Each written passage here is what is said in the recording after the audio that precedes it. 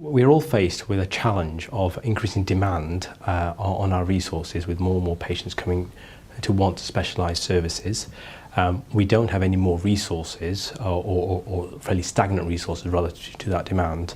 And from a patient's perspective, they want to be seen sooner and quicker and in a situation that is convenient to them. I think also a lot of the last 40, 50 years of healthcare has stayed the same in terms of the way we deliver care.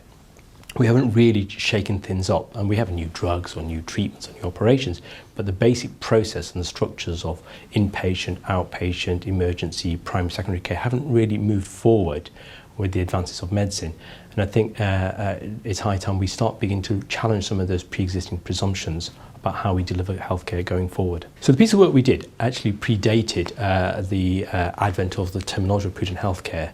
But in brief, the project we did was attempting to look at a large number of outpatient referrals that coming from primary care and addressing them in a different fashion. When these patients previously came to hospital, they were being seen by junior doctors and having unnecessary tests and investigations and ending up having procedures that weren't necessary.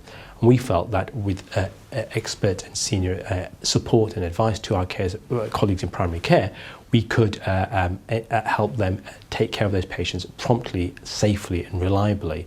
And the project we did demonstrated that in a number of fashions. So that released us as secondary care clinicians and specialists to undertake other work which is more complex and made us work at the top of our game in terms of our skill set, and therefore giving us more time to deal with these more complex patients, develop other services because our time had been released, so other more complex services, and in our case in Wrexham, to repatriate a lot of the activity that was taking place in England back to Wrexham.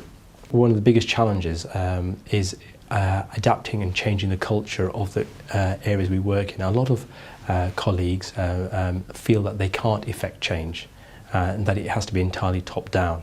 And I think the examples that we have heard today, and including the work that we've done, shown that it can grow from the ground upwards, and that with that the success that brings in many ways, and particularly in terms of patient satisfaction and patient experience.